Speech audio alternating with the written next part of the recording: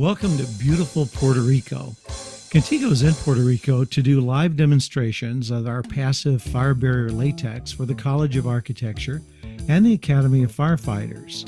And we're going to start out with that typical demonstration you may have seen with an empty soda can. When hit with a propane blowtorch, we blow through it in 4.5–5 seconds. Well, now we're going to do the same thing as we've done before with another empty soda can, but one treated with a couple of coats of Contigo.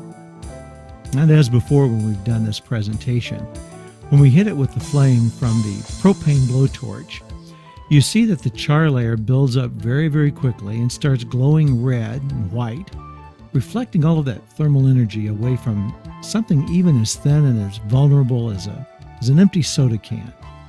This is always a great demonstration to show people because that's amazing performance. And look at how thin and smooth and pretty the Contigo coating is when it's applied to the substrate. Well, now we're going to scrape the char layer off the surface so you can see that the can wasn't damaged. Now we're going to do the same thing with that wooden stick, and you may have received one in a sample kit. We're going to flame it on the front and on the back and on both sides. We're going to really punish this stick with the same propane blowtorch that we used before.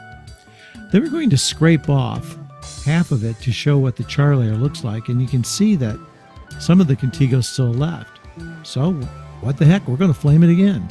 And we did, and as you can see, the paddle stood up very, very nicely to the flame from that propane blowtorch. Well, then we built two rooms. The one on the left is treated with Contigo, the one on the right isn't. On the left, we put a hide-a-bed sofa made out of foam and Dacron and wood and soaked it in gasoline. And on the left, it's just a simple chair and a nightstand and a small bucket with some flammables in it. Look at that structure on the left go insane. It's a lot of fire. In fact, we had to back up a few feet. It was so hot. And it looks like the structure is being utterly destroyed, but actually the opposite is the case.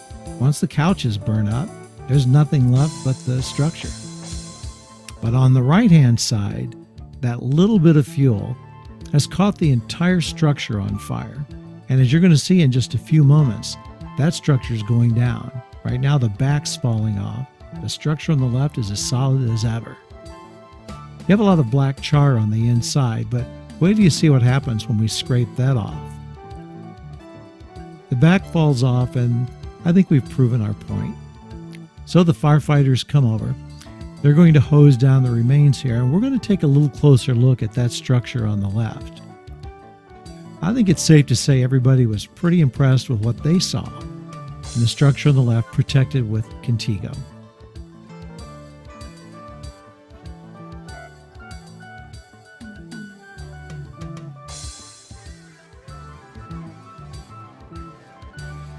Now we're going to scrape off the char layer on the inside, and notice how the first layer of Contigo is still intact. We haven't even lit that up yet.